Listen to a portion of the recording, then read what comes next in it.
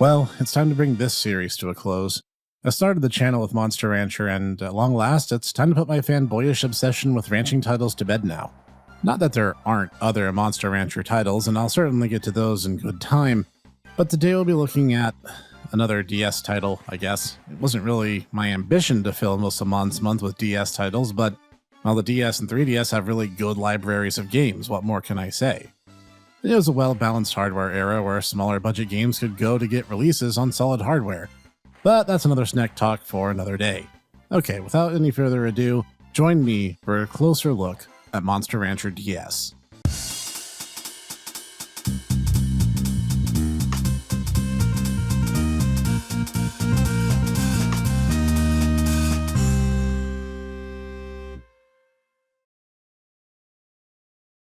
Greetings everyone, this is the Hipster Snek, and today we'll be looking at Tecmo Koei's 2010 release, Monster Rancher DS. Originally released 2 years earlier in Japan as Monster Farm DS2, Yomegeru Master Breeder Densetsu, this marked the first of the DS titles that would make its way to part of the Western world.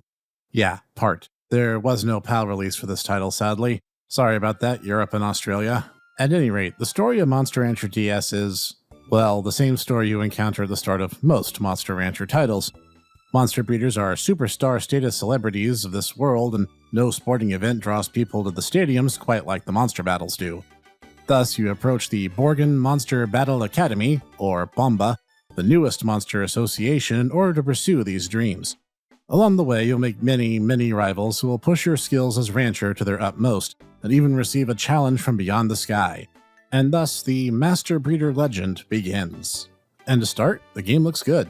I can't swear to you that they're reusing the models from Monster Rancher 4, but it sure looks like that sort of thing is happening here given the art style, which coming from me is actually high praise. For those unfamiliar, anything that makes me think of Monster Rancher 4 is good.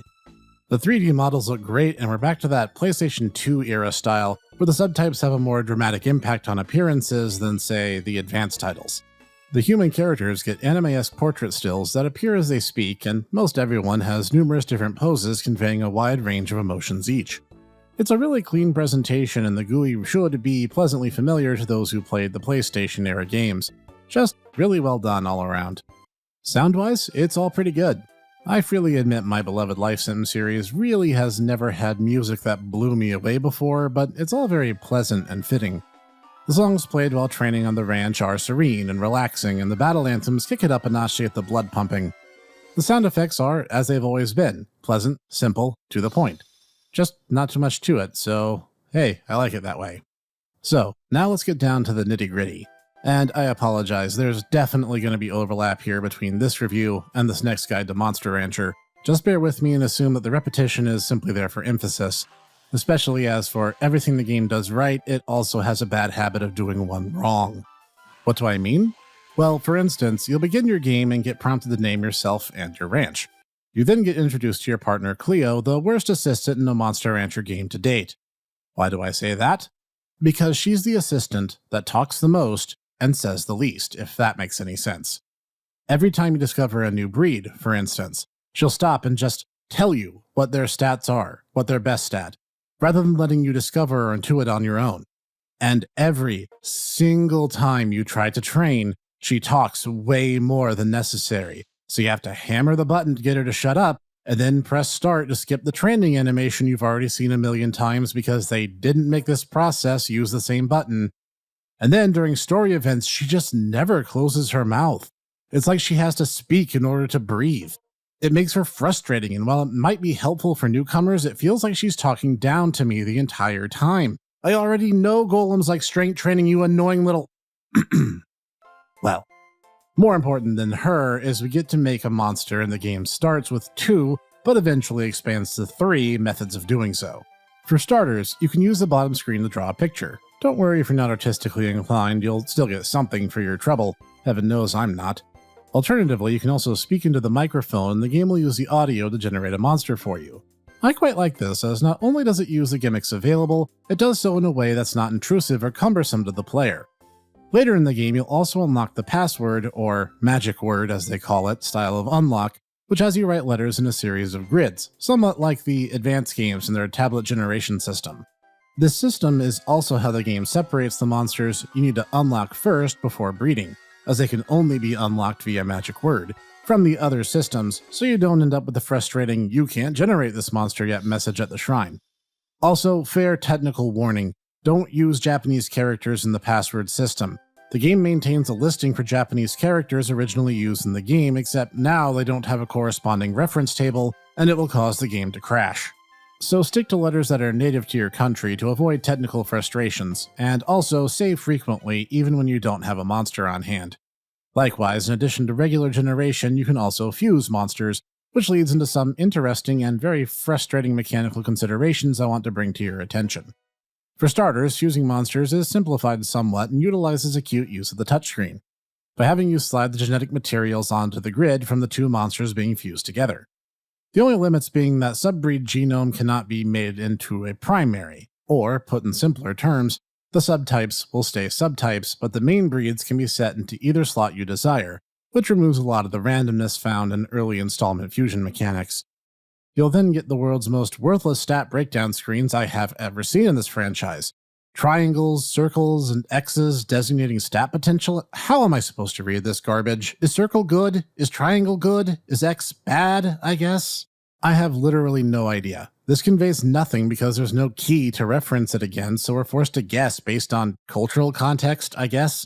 Slightly more helpful are the arrows showing potential and parameters, which gives you an idea if it's a step up, step down, or lateral move growth-wise.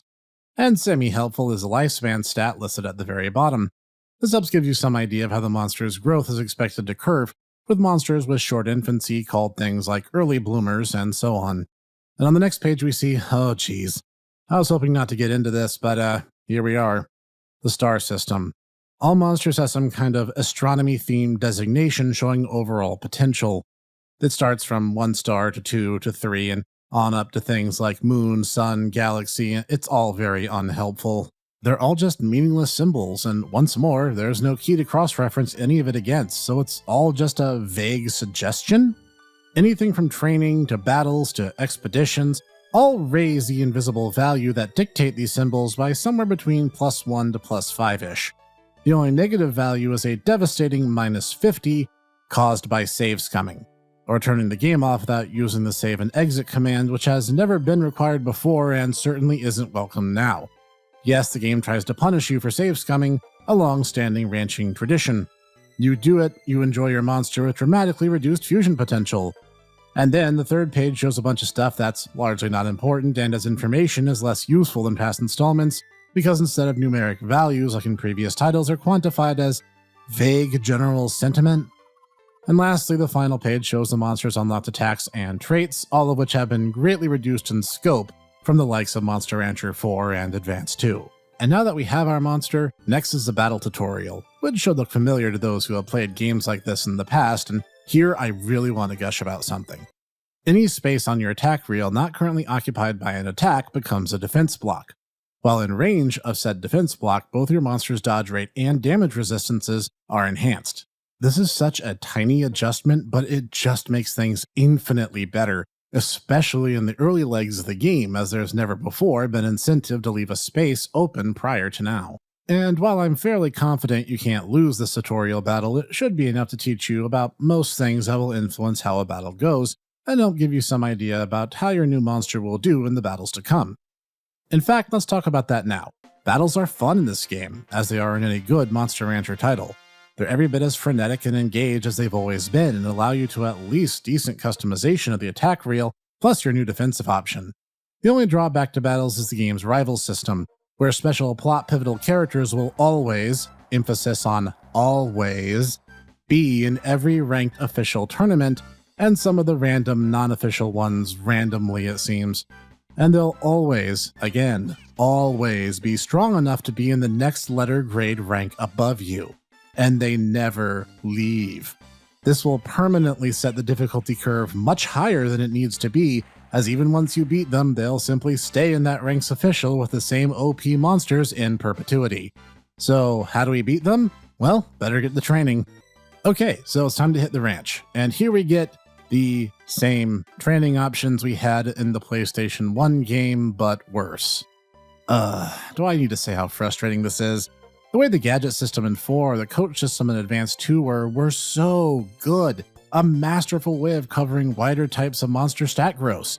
And now, not only do we get the limited training options of the earliest installments, still antithetical to tanks by the way, we have to unlock the heavy training options. Until then, you only get the 6 basic trainings which only slowly raise 1 stat at a time. Add in the fact that heavy physical training will still compromise your accuracy, again called skill for reasons beyond me here, it feels like this is desperately trying to be a sequel to Monster Rancher 2 and not a direct sequel to the games that came after that. Also, your monsters now have a lot of opinions, and if you have them do training they don't like, you'll get attitude for it. Likewise, if you dare to ask them to do the same training more than 1 week consecutively, you'll get a haughty know-it-all monster who gets to huff and puff at you. These are not welcome additions to gameplay. I know you're trying to show the monsters have thoughts and feelings too, but these are some of the most player-hostile and unhelpful methods in which to do so. But there is the heavy training option, which is a board game based almost exclusively on random luck. I mean, there's 1 or 2 boards that, depending on season and location, can be used for massive gains with a little luck. I guess there's that. I don't like this mechanic either. Having it be hinged on random luck and even having the chance to lose stats during these particular training sessions is stupid. There's really no other word for it. You're just told what happens because you have zero influence on any of it except for the fact that your HP stat can give you additional dice rolls, but again, it's all random and you just kind of hope that everything works out the way you want it to. That's why this is a terrible method of raising monsters. But it actually gets worse and more frustrating from there, as the expeditions in this game require touchscreen inputs. By which I mean you basically just frantically tap on the map where you want the monster to go, and it may or may not get around to going there sometime in its lifespan, but don't count on it. They'd much rather waste their limited stamina wandering around the same dead ends over and over again, as most monster breeds are not very good at expeditions even when loyalty is maxed. Also, loyalty doesn't seem to actually influence these segments at all. The guiding AI, even at its best, treats your inputs like helpful suggestions, so you need to make sure that their HP is as high as you can get it before you actually try one of these, because you'll need the extra energy in order to get anything out of expeditions. So here's what you do to make all this way easier. Take any 2 monsters that you cannot normally fuse together, but tell the lab lady to go ahead and do it anyway. This will get you a strange, teal-colored silhouette monster with a species name Ish. Now, take the question mark subgene from the Ish monster and put it as the subbreed to any other main breed that you want to fuse it with. This will, for some reason beyond my knowing, be it bug or intentional, give you a rare breed of that particular monster with no effort done on your part. These monsters are markedly more powerful and easier to raise than their counterparts. Now, go ahead and beat the game raising one of these, and never look back. I'll be honest, I hate to sound so negative. Even writing this script is a little bit of a challenge for me. I love Monster Rancher, but this installment feels like such a colossal step backward for the entire series. Gone are the robust and useful training options that we got in Monster Rancher 4 and Advance 2. The expeditions are back to being just as frustrating as they were in Monster Rancher 1, but now for completely different reasons. The annoying rival system introduced in Monster Rancher 3 is back, but infinitely worse. I guess I like most of the new breeds of monster introduced, but even they have a little bit of a problem, mostly being redundant. They're just Gali and Monal again, with a set of deistic monsters that correspond to Ra and Anubis from Egyptian myth, and thus confer more or less the same benefits as having a subbreed of Gali or Monal anyway. I admit it's painful to even have to say it 11 years after the fact, but this is not a worthy successor to the games that came before it, and it's probably the reason that we haven't seen more. There's probably nothing more coming at this point. Tecmo Koei has shown no interest in even bringing the mobile ports of the first 2 PlayStation 1 games outside Japan. At best, Monster Rancher DS is an okay but very deeply flawed game, and even as much of the fanboy that I am, I have a hard time justifying a lot of these terrible decisions. And it probably killed the franchise because they wanted to play it so safe. I hope I'm wrong, but it's been 11 years now, so I don't think I am. And on that soul-crushingly depressing note, this has been the Rancher Snek, bringing to you today another monster game and last of the ranching titles of my beloved favorite game series of all time. If you like today's episode, or just my suffering, make it worth it for both of us and tap that like button, would you? And for more like this each week, be sure to hit the subscribe and bell icons too. Leave a comment down below. Did you think I was fair? Did you enjoy this game more than I did? I'd be curious to hear it. But join me here each week from our obscure reviews, the Tomodachi Bros podcast, Snek Suites, and more, and I will see you there.